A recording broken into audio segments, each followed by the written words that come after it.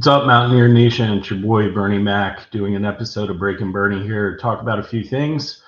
Coming up soon here on the Breaking Bernie episode presented by the Voice of Morgantown Media Network. So Morgantown, we break it first.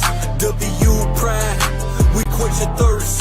No spin, all truth, loud and proud. Mountaineer Nation, say it loud. The Voice of Morgantown. VOM. Mountaineer pride, we go all in.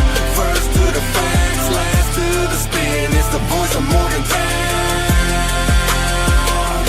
Let's begin.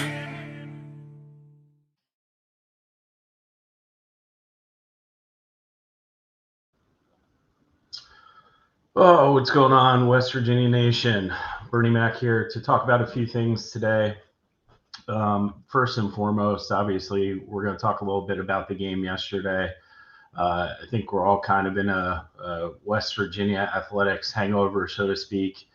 I know that I did not expect us to lose that game yesterday, for a lot of reasons, but I think a lot of us are more surprised about how the game played out. Specifically some of the play calling by Rich Rodriguez. Brad and I talked about that last night in our show in the post-game report, which obviously I was a little fired up and disappointed. But I think it really is just the way the game played out that was the most disappointing. I said it last night that I felt like Rich Rod was very tentative. He didn't seem like himself. He seemed to be calling a lot of plays. It almost felt like a Neil Brown vanilla offense. Very limited pass plays. He was trying to establish the line of scrimmage, but that's very tough to do when you only have the ball, maybe 25% the entire game and you're not getting first downs. It was just really disappointing. I think we all kind of felt it. And the other component of this that I know we're all disappointed about was getting ESPN Game Day to Morgantown for the Pitt game next week. That really hurts. You can't create that kind of exposure, just anywhere. And to have Pat McAfee and that Game Day crew in Morgantown live would have been a tremendous opportunity for the program. It's a tremendous opportunity from a revenue standpoint for the town in general. And that's all gone because we couldn't beat a MAC school on the road, and it wasn't even like a far road game. We had a ton of fans there. So today we're going to be talking about a few things. I'll be addressing all of your fan comments. I'm by myself today, as you can see, so please feel free to leave questions in the chat. I'll address them all. But we're going to start out with an update on Jaheim White. I've gotten a lot of questions about this, since his injury yesterday and what kind of happened and what I think it is. I did post on my X account kind of showing what the injury looked like. I will share that for you guys now just so you can kind of see it. But I definitely think this is a knee injury. You could kind of see here that Jaheim seemed to have gotten pulled back on the horse collar, and it looked like his left leg buckled under the weight as he was trying to just support himself. And, for those of you that follow the show, I've said it a few times, I'm in medical. It's what I do for a living. I'm more on the orthopedic side, but, from just somebody that's been in the industry a long time, I'm assuming this is going to either be a partial or full tear of his ACL/MCL. I just don't know. And I'm sure we're going to hear about this more tomorrow during the press conference, but obviously this is a devastating loss if he's out. Jaheim was set up to have a fantastic year this year. He was really excited about, Rich Rod's offense. If you've watched any of his interviews, he said numerous times that he felt like he was out of shape for Rich Rod's offense, and the strength and conditioning program under Rich Rod took him to a different level of his game. So if this turns out to be an injury of that magnitude, which I'm praying it's not, but again, we just don't know, It's devastating not only for him, but, for the team. So it's everybody just needs to be praying right now, hoping that that's not the case. But again, it just does not look good from what we're seeing here. And, again, just hoping that Jaheim is not going to be out for the whole season. But you have to think, even if it's semi-serious, how much do you want to risk by having him come back this season and further aggravating it? He'd be able to claim a medical red shirt since it happened in the second game of the season. And, hopefully he doesn't lose a year of eligibility, is able to build up, come back stronger. So that's part one. Very disappointing. But I'd be curious to see what everybody else's thoughts were about the game yesterday, what your biggest disappointment was, given just how the game went down. Did you feel that it was the offensive line? Did you feel that Nico's play was really poor? Did you feel that Rich Rod's play calling was what I was just talking about? It wasn't what you expected. I think, again, as I said yesterday in the show, the biggest thing that surprised me was Rich Rod not adjusting to the tempo control by Ohio. And I thought that was a huge mistake. And, I referenced 2007 in the Pitt game a few times, but anybody that remembers that game, their whole goal was to keep our offense off of the field. And you didn't want to Pat White, Noel Devine, so, those guys, you just didn't want them on the field at that time. And Steve Slayton, Owen Schmidt, and they just chewed clock. And we made mistakes that game. I think Jock Sanders had a fumble. There's just all these crazy things that happen on the kickoff. McAfee missed a kick he never misses. And those things add up and lead to a loss. Now, if you don't have the ball enough to change that outcome, that's what's going to happen. That's what I felt happened yesterday. And I was really surprised to not see Rich Rod adjust the game plan. And the other component of this that I've talked about too is I really felt Ohio played a dirty game. They knew that they were going to be outgunned from an athletic standpoint. And I felt like they just knew that they were going to get certain penalties, but they left it up to the refs to call the penalties, and the refs did not call the penalties. So that was really surprising to me as well. And I thought the refs did a terrible job yesterday in the game, and I feel like they cost us the game in a lot of ways. And I know I highlighted this on my X account as well, and I'll put it up here in a second because it's gone viral. I think it has like 40,000 views. But I felt like the refs, and it was a Big 12 officiating crew. I've seen some comments on my profile, that it was a MAC crew. It was not. It was a Big 12 officiating crew that was reffing the game yesterday. But they just did a terrible job. I felt a few of the calls were really egregious, but none more so than the one that we're all probably talking about today, which is this right here. And I do not know how you missed this. I don't know how you could look at this any other way than a catch. And when you see this here, you can also see he's got a full hand of face mask. You would think that the ref would review this play and say, okay, well, one, he's very obviously grabbing a face mask. But two, you can very clearly see that both, not one, but both of his feet were in bounds when he made the catch. Now, I saw that there were a lot of comments and posts, again, referencing, he didn't seem to have ball control and all this other stuff. I think that's total garbage. I think he was very clearly in control of the ball enough. He followed through with the catch. He did not lose the ball at any point. And the fact that they didn't overturn this, I thought that was a huge turning point in the game, because I think that would have put us roughly on the 2 or 3 yard line. Even with the terrible offensive line play yesterday, I still felt like we could have punched this in with 4 opportunities, tied the game 17-17. And then I would have thought we would have went on to win it in overtime, and it would have changed the complete direction of that game. So I don't know what everybody feels about this, but there's been a ton of comments, ton of reshares, ton of reposts on this post. Everybody kind of saying the same thing. I really have not seen any pushback. I'm surprised that Rich Rod did not make a bigger issue of this.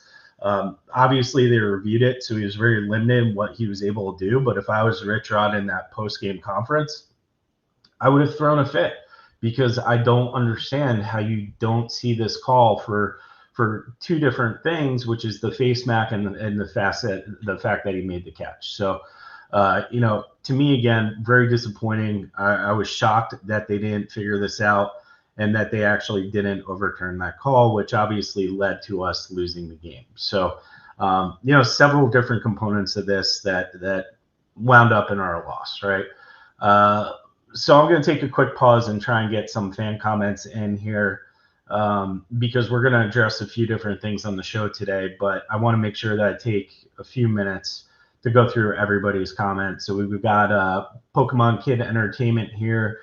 WVU will win one more game. No, not. And I would agree with this. Against Pip of the Bearcats. I'm not quite sure what he's referring to there, but it looks like he has us, from what I could see on his comments, going 2-10. We'll bring up the schedule here in a minute, but as you guys may have seen through some of the reporting today, we are now not favored to win a single game the rest of the season, which is devastating. We talked about it a little bit yesterday on the show, both at halftime and the post-game show, about how this loss is going to affect recruiting. It's going to affect the general state of the program. And again, I don't think any of us expected this yesterday. We all kind of talked about it being a trap game with Ohio, but I really thought Rich Rod would have had the team more well prepared. And I can't really even be mad at the team, to be honest. Other than the offensive line, which I thought was absolutely atrocious. I really put a lot of this on Rich Rod, as I said. I'm a huge Rich Rod fan. I'm glad he's back. I'm glad he's running the program. I'm glad we're finally done with Neil Brown. But that just was so out of the blue to me yesterday. It did not look like a typical Rich Rod called game. We talked about it a lot. If you look at some of the passes that were made when they finally started to open up the field, they started to move the ball. Cam Vaughn obviously had that nice catch in the first quarter, and he wasn't targeted again until like 8 minutes left in the second quarter. I don't understand that. And if you look at a lot of the things that the Ohio defense was doing with the pressure and the different schemes that they were running, for anybody that has played football or done any of that in their lifetime, the way that you counteract any kind of pressure is you throw a screen, because you want them to come in and you're going to burn them for 20 or so yards. I don't know what was up with Rich Rod's play calling yesterday. Everything seemed to the side. He had Nico rolling out to his opposite throwing lane numerous times, which I thought was a huge mistake. And it just didn't seem like a very good, efficient offense. I actually thought Ohio's offense kind of looked like what our offense should have been doing.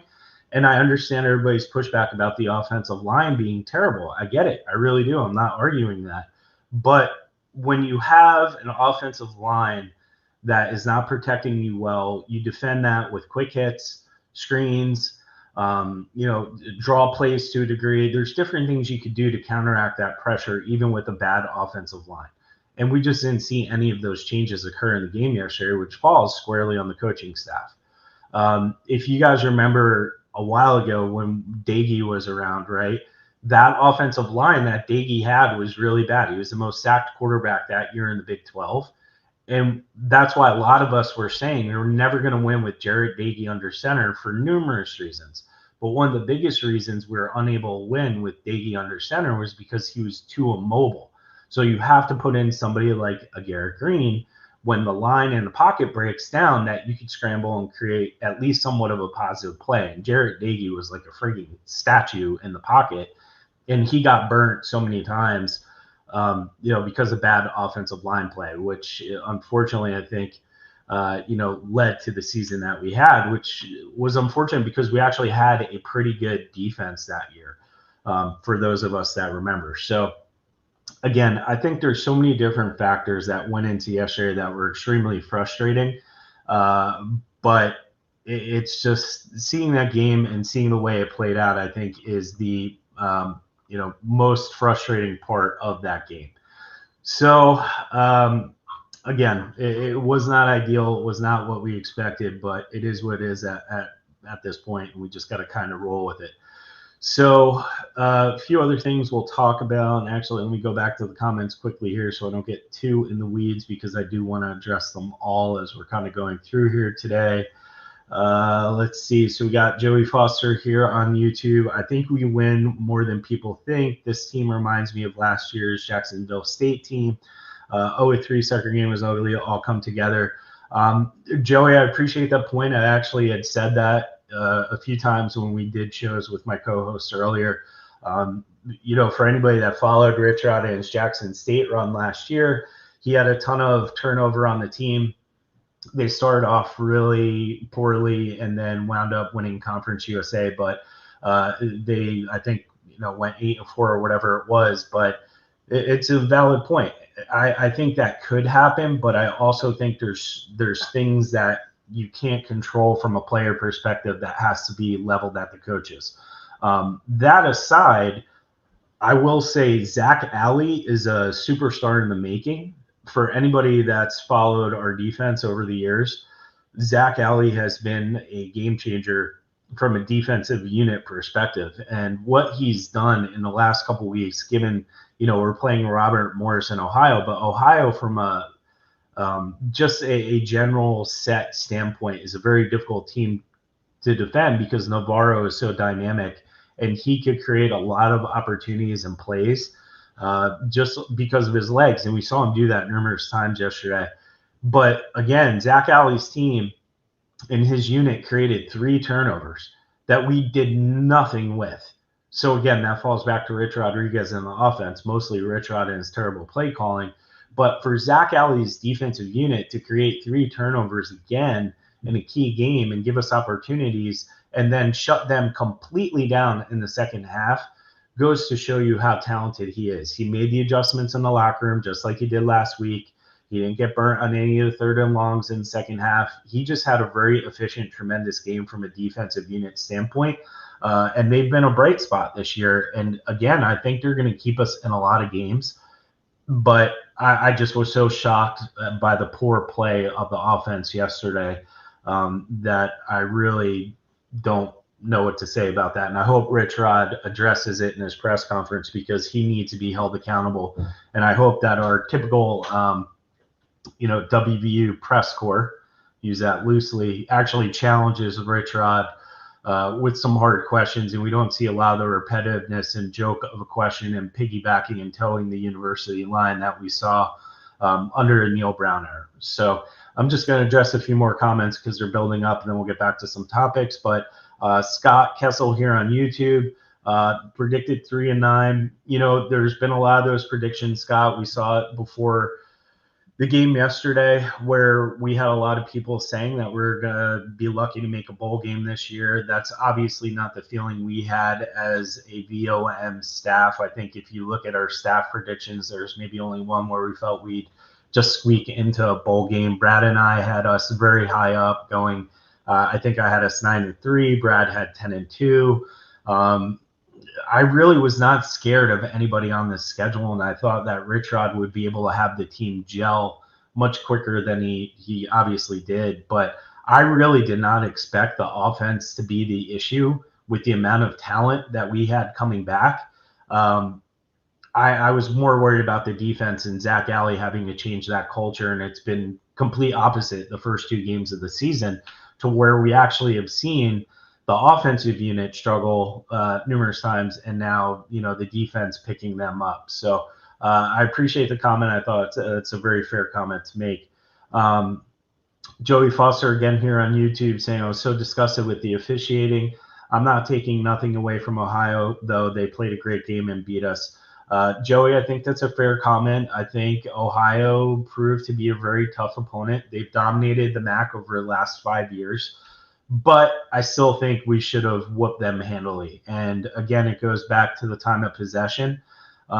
The officiating, as you pointed out, and the game plan that Rich had and not adjusting to it when needed, that really kind of cost us the game yesterday. At least that's how I see it. Look, Nico had a bad day. We'll get into that controversy a little bit here down the road. But quarterbacks are going to have a bad day. And I still think Nico gives us our best opportunity to win if we could protect him. If we cannot protect him, then that changes the discussion a bit. So we'll talk about that down the road here. Let's see. We got him on YouTube. Win more than people think. Look at his special and name the wins. I would agree with that. Prior to yesterday's game, I was not intimidated by anybody on our schedule. I really wasn't. I thought we'd be in every one of those games. I think the Big 12, if you're following them this year, they're having a really bad year. There's nobody that's really rising to the top, in my opinion, other than Iowa State. I think they look like the team to beat in the Big 12 right now. But, I mean, Kansas State, again, just lost. ASU lost. The league is just really not looking like a very strong league this year, which is all the more reason we felt like WVU had a good opportunity to run the table in the Big 12, or at least be competitive for a Big 12 title and then maybe make the playoff. Now, if I'm Rich Rod and I'm in that locker room, I'm saying that, right? Like, hey, all right, we've got one more non-conference game, and then we're into our Big 12 slate, and you never know what could happen in that. Nobody saw Arizona State losing last year. But again, we just don't know. So I think that's a fair comment, but we'll have to wait and see what happens. I think, again, the biggest disappointment from the loss yesterday is really the loss of opportunity of having ESPN Game Day, Pat McAfee and that crew come to Morgantown for what's going to be the final backyard brawl until we could get it back on the schedule, which will be God knows how long. The other disappointing point of that, as we've talked about, we only have won one of the backyard brawls so far in the new series. This is going to be the end. It's a 4-game series. And I have zero confidence we're going to be able to beat them. They have two very good linebackers, and our offensive line, as we've talked about numerous times on the show, is atrocious. So how we're going to stop the Pitt defense is very questionable. Now, they do have a very good quarterback as well. I think they have some weapons. I'm not too worried. I think our defense is really playing well. But again, I just don't know what our offense is going to do, especially if Bray and White are out for an extended period of time. So I'm going to take a few more comments because, again, they're stacking up here. So we got Eric S. on YouTube. And for those that are watching on YouTube, please subscribe, follow our YouTube channel. It's free. I dropped the link in the chat. But that's where you're going to get a lot of our news. And if you haven't downloaded the WV Scoops app yet, please do that as well. That's Voice of Morgantown's direct app. You'll get notifications for any breaking news. Again, free to download, but that's a great way for you guys to kind of keep up as we all do nowadays. Instead of just having to go to a website, you'll get a notification with breaking news. So Eric S. says, agree about the refs in Ohio playing a dirty game. Managing to injure our best playmakers. I thought we might retaliate, but we didn't. Wonder why Rich Rod was so passive, not like him. Eric, that's a great comment. I couldn't agree more. I emphasized that last night on the show. I brought up numerous times today as well. I really hope that the media in the room for the press conference tomorrow challenges him on what was different. He seemed off. Nico didn't seem like himself yesterday. And it just did not seem like a typical Rich Rodriguez coach team. I'm also going to address something about Nico. There's been a lot of stuff going around on X about drug use and this kind of stuff. Don't pay attention to any of that. That's just trolls really trying to, I think, get a rise out of people in the program and, make stupid comments about Nico and his play and why he had a bad day. It's his first year full-time starting. The kid's a baller. He's a player. Cut him some slack. Obviously, we're all disappointed we lost yesterday. He had a bad day. They threw some really tough defensive looks at us, and the offensive line is shit. It's garbage. Sorry, didn't mean to curse, but it's garbage. And when you have somebody like that in Nico, who we know is a player, this is the first time he lost the game, albeit it's a game he probably shouldn't have lost. you got to give him another opportunity or two to make through with that. So all this stuff that you're seeing on the internet, just ignore. And with that, I'm going to hit the troll alert button.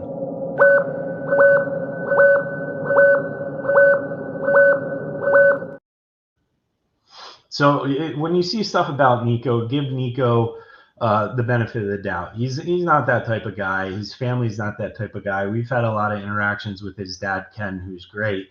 And he's good people, man. So he had a rough day yesterday. Obviously, we're all frustrated. We want to see some changes, but putting this kind of crap out in the general public is just not something you want to do. It doesn't benefit anybody.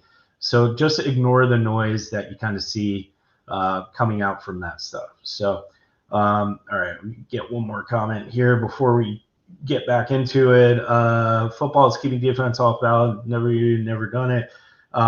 Yeah, I would agree with that. I think our defense really has been great this year. I think they're keeping teams off balance. I wish that was not the case with us. We definitely did not look like ourselves yesterday. I felt like they did a good job of mixing up their looks, showing blitz, dropping back in coverage, confusing Nico, and then when they were in coverage and then blitzing, it just seemed like Nico was having a hard time picking that up. There are several RPOs that I felt Nico could have given the ball away or dropped back to hit a short screen or something like that where he made a bad decision trying to make a play and he ran it. Obviously put us in bad field position. Which led to a lot of what we saw yesterday. And I think the frustration, from us as a fan base was exactly that. We felt like we were almost watching a Neil Brown offense yesterday, which I think numerous people have said several times. It just did not seem like a Rich Rod coach team. So that was very difficult. But when you have a loss like that to a school that we really should not have lost to, you're also going to have things like this happen. And I'll show this as well for those of you that have not seen this yet today. Let's see. Here we go. So this just happened today for anybody that has not seen it. After the game, we lost a recruit. So for anybody following the program, we had a 3-star commitment in Taj Powell. For those of you familiar with Jonathan Powell, it's his brother. And these are the kind of things that happen when you lose to a team that you shouldn't lose to. And it's very unfortunate. But this article is up on the Voice of Motown website, so take a minute, give it a read. But looking like we're losing him, and obviously very disappointing because anytime we're losing a player, not something what you want to see, especially after losing the game that we lost yesterday. So that's just another thing we're going to have to deal with from the blowback of that loss. So a few other things we'll address today. Let's see. I know that we had the West Virginia backyard brawl. So I know we talked about this a little bit yesterday as well. We did not think that West Virginia was going to open up to Pittsburgh for anything less than a 10-point underdog next week. I don't know what everybody else's thoughts were, but I definitely did not think that they were going to be only a 4.5-point underdog, which is what the projection is. I don't know if the rivalry comes into play for it or whatever the case might be, but I was actually pretty shocked to see that we got that low of a spread for the backyard brawl, because I honestly felt like we should be 10, 12, 14-point underdogs after losing to Ohio. So that was definitely shocking and very surprising. The other thing I'll address quickly before we get into the last two topics, there's a lot of people calling for Nico to be benched right now. I was obviously very frustrated on the post-game show yesterday. I don't feel Nico Marchiol should be benched right now. I thought it was a huge mistake in the game yesterday when Rich Rod took him out and put in Henderson for a full series. For those that watch Jalen Henderson throw, he is not a very good passer. I don't even know if he's completed a pass yet, to be honest. But if you looked at the scramble he had in that game, he had a wide open Cam Vaughn down the sideline. He threw it 3 feet out of bounds. That could have been a huge play. Now, I will say he's more athletic. He gives you a better opportunity to run the ball. But our other two quarterbacks that we have that are younger than him, and in my opinion, better passers, and Brown, I think they could do the same thing. So I don't know that I'd be pushing for Jalen Henderson over Nico right now. Now, I think Nico should get another opportunity.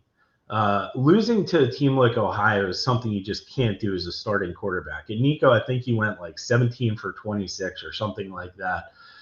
He definitely missed some throws, made some bad reads on RPOs. But, it's his first game he's lost as Mountaineer. I think he's 5-1 for all the games he's started. I don't know what was going on with him yesterday. He definitely did not look, like himself. But I still don't think you pull him yet. I think he's earned the opportunity to start. But I will say this. If we get blown out in the backyard brawl, or if it looks like we're having trouble with the offensive line again and we're unable to move the ball. I mean, our third down conversion rate, I think, was 2 of 12 yesterday. It was atrocious. If that occurs, you've got to give somebody else a chance. And again, it's nothing against Nico. I love the guy. I think he's been a great advocate for the program, good Mountaineer. But we've got to win games this year. We have to at least make a bowl. And I'm not sure with a weak offensive line that Nico is going to be the guy that gives us that best opportunity. Now, if we had a strong offensive line, I do think Nico is our guy that gives us the best opportunity to win consistently. I think, he's got good vision for the most part. He's a winner. He's competitive. He has a command and respect of his teammates. But again, I don't know what that's going to look like moving forward. So I think that's going to be interesting to kind of see how it's going to play out. Again, for those of you that have not seen this, we are now predicted to lose every single game for the remainder of the season. Based off of the new ESPN projections going forward the rest of the season. So I think that's, again, a very tough pill to swallow for all of us when we had such high hopes this year. And I'm really hoping that that's not the case and it doesn't play out that way. But again, it's to be determined. So I'm going to go back to some fan comments here just so we don't get too in the weeds because I do want to hit on them all. Let's see. All right. So we've got Danny Pritt on YouTube. And again, for those of you that are not familiar, please go to the link I put in the chat to subscribe to our YouTube channel. That is where you're going to get the latest and newest news, totally free. So just go ahead and do that and download our WV Scoops app. If you haven't done that as well, you get notifications, push notifications to your phone for breaking news. So Danny Pritt says it will be a miracle if we win another game. We'll need to replace the entire O-line because they're terrible. I've written them off for this year. Well, I mean, Danny, I understand your frustration, but look, these are still kids giving their time and their effort to the program to have us watch them on the weekends. We owe them our support. I think we're all very frustrated, about what happened yesterday, but I'm not going to turn away from this team yet. I think whoever brought up earlier about Rich Rod's Jacksonville State team last year, I think that when you look at that team last year, it's very similar to our team this year. He had a ton of turnover. He's going through and he's doing what he can this year. But look, he bears a lot of responsibility for the game yesterday. But I do feel like these kids are going to gel a little bit more as the season goes on. So don't give up on him yet. If we beat Pitt this upcoming weekend, a lot of this goes away, right? And the pressure comes off. So anything can happen in a rivalry game, as we know from 2007. And it's going to be an emotional day, I think, for Rich Rod. And I had said it too a couple of shows ago that I was worried that the emotions and the opportunity would get to Rich Rod. And I do think that happened yesterday. I said that there's a ton of pressure for him to beat Ohio. Everybody knew it was a trap game. And everybody knew that, Ohio, if we beat them, ESPN's coming to town, right? That's a ton of pressure to have on you. And I think it made him question some of his decision making. And, it really put us in a bad position. So I'm going to continue to address some comments here. Chris Mitchell on YouTube. Chris, thanks for tuning in. Looking like Rich Rod should have kept Matt Moore. He wanted to stay too. I agree with that 100%, Chris. We lost a ton of offensive line talent with the departure of Matt Moore, who I thought was a very good coach. I think our O-line coach now is great too, but he didn't have the loyalty of the kids that we had. And I think keeping Matt Moore on in some kind of role would have been a smart decision with Rich Rod. And again, I think in the past, we've always kind of heard the argument, oh, we didn't have the budget for an additional coach. That's all BS. We could have pulled that budget to keep a guy like Matt Moore, who is very well liked in the program by not only the administration, but his players. So I think that's a really valid point. We lost a ton of offensive line depth with the departure of Moore, which obviously, as we're seeing right now, really turned out to bite us in the rear end. Let's see. So we got Tutnod here on YouTube. That's an interesting name, Tutnod, saying send the product packing. All right, I'd say we give it a little time here, right? I can't remember who it was. Somebody on X had said, look, we suffered under 6 years of trust the climb with Neil Brown. We could give Rich Rod a little time to turn this thing around. Now, look, I think anybody would say that season one is a season where you're going to rebuild. You're going to have a lot of attrition when you have 81 new players. Absolutely going to be a lot harder, right? But again, I think as much as I hate saying this, I don't recall Neil Brown losing to a non-Power 4 team, which, God, that hurts to say. But, man, that's a tough one. Let's see. We got Mason Warner here. That is true. I'm a Tamu fan as well. And when we had Henderson, he couldn't find consistency in the passing game. All his tenure at Tamu. Yep, no. So that's coming directly from a Texas A&M fan, folks. So I think what we're seeing and what I've pointed out, Brad's pointed out, is look, Nico throws a really good ball, and nobody could take that away from him. And what I've seen from Henderson thus far, even going back to the Robert Morris game last week, I really did not feel like Henderson threw a nice ball. He made a really bad decision and missed a pretty easy slant route in that Robert Morris game by throwing the ball behind his receiver. You can't miss those kind of throws at the P4 level if you want to compete. So while I think Henderson may be a better athlete, I'm not sold on his throwing capability yet, which is why I'm advocating for some of the younger guys specifically to get more reps. I did see, I think it was Justin Cuz, if you guys are familiar with him, also said it would be a disservice putting a guy like Fox in early. While I understand his thought process there, I don't necessarily agree with it. I think the more reps you could get, maybe maintain his red shirt. It's good for everybody, and he could surprise people.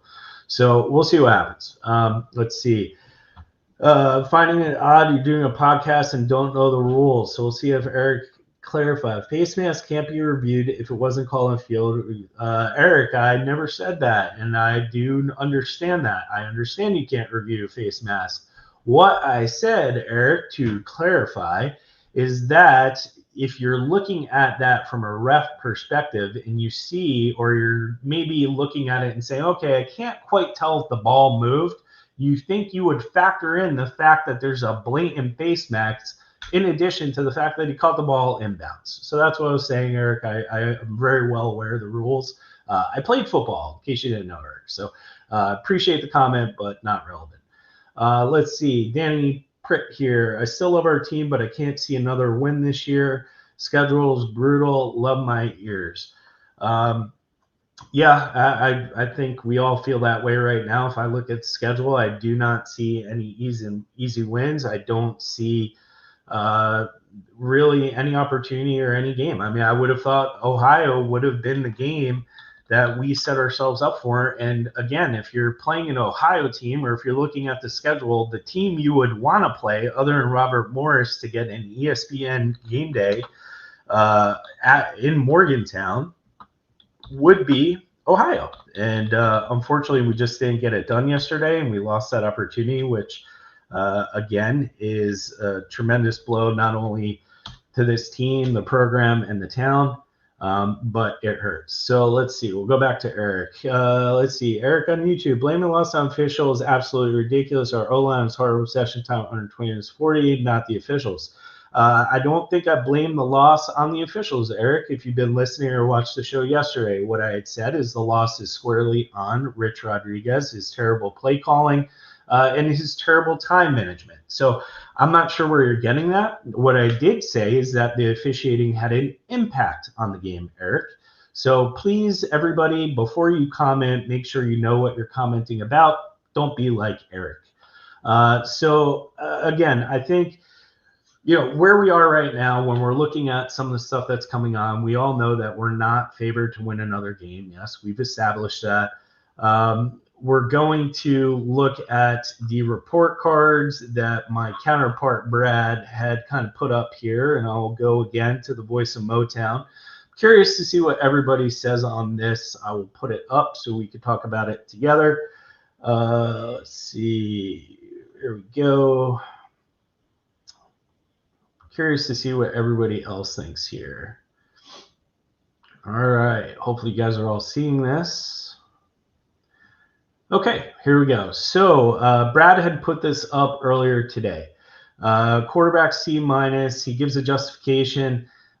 So he was 15 of 26, which, doing basic math in my head, I'm going to say that that's probably about a 60% completion rate, not even. But I do think there was some questionable play calling, as we mentioned. I felt like the play calling directly affected the pressure that Nico had gotten that led to some of those bad passes. But as I said, I would have probably given Nico a D or D- in this game.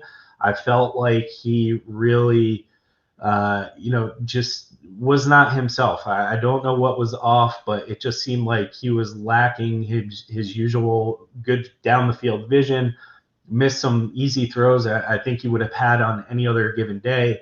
And like I said, I felt like he made some really bad, decisions from an RPO perspective. So can't really say that I agree with that. I think it would have gone a D. Running backs a D. Jaheim White found the end zone, but his injury before halftime crushed the offense. I tend to agree with that. I was really surprised to not see more of Sincere Bowers. For anybody that saw the game, obviously at Robert Morris, I definitely feel like Bowers is the closest thing we have to a Jaheim White from a skill set perspective. I would have liked to have seen Ty Edwards as well. I think that's a really good 1-2 punch where you have Ty Edwards is a much more downhill runner, and Bowers is obviously more like a White where he's going to be very elusive and has that twitch factor. So giving the running backs a D, I'd probably agree with that. I would have given Jaheim a B before his injury, maybe even an A-, depending on how the game turned out. But again, can't really do that considering what happened. So wide receivers C-. Again, I think a lot of this had to do with really bad play calling by Rich Rodriguez. I really felt like he didn't give his offense a chance to click.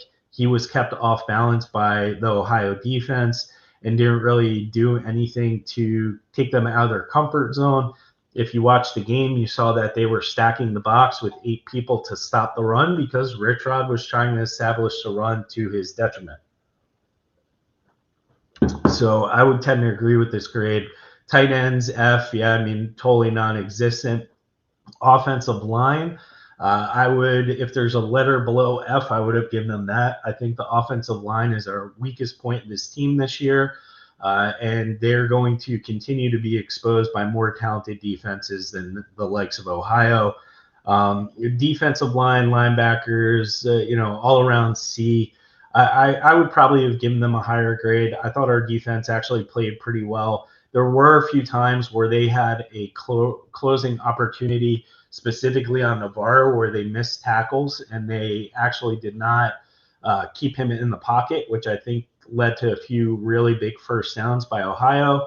And then overall team grade, a D. I would agree with this. I think, unfortunately, when you look back at that game, there's no other way to give it a D than an F, or D or an F. So I do agree with a lot of what Brad put up.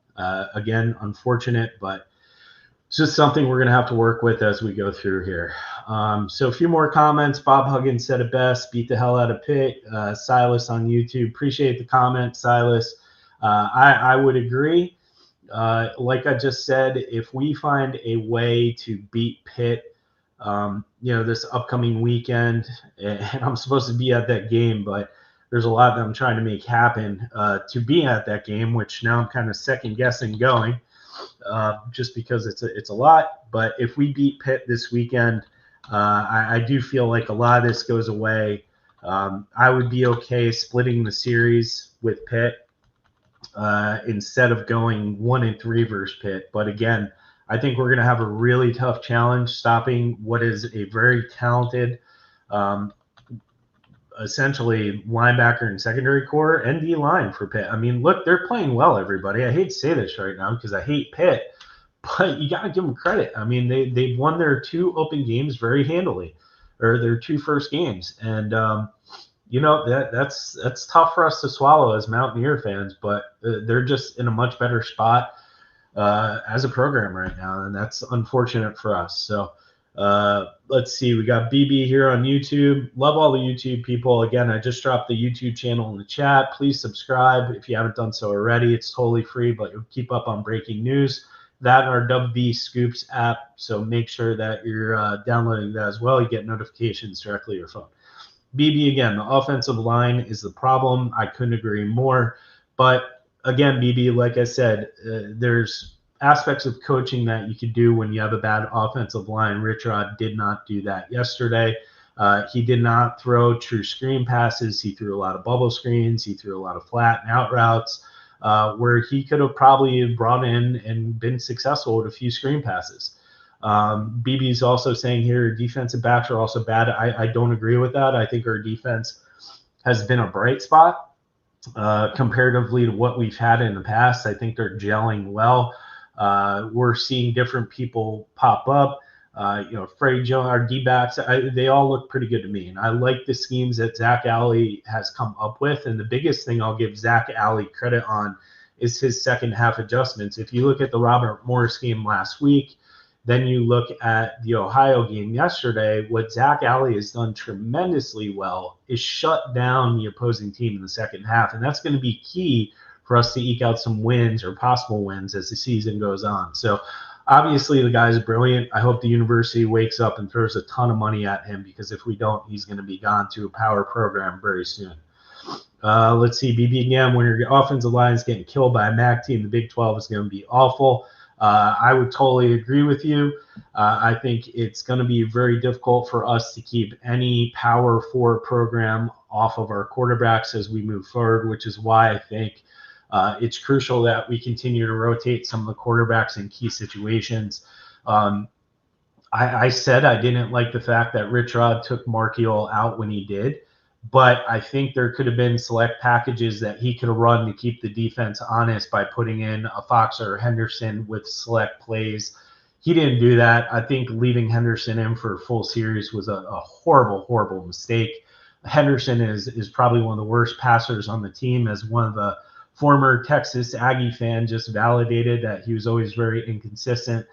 So I really don't think that we're going to be able to win another game if we don't get another mobile quarterback to offset some of the deficiencies on the offensive line. So with that being said, I don't see any more comments for the time being. So I think with all of that, we're going to call it a day. I appreciate everybody tuning in.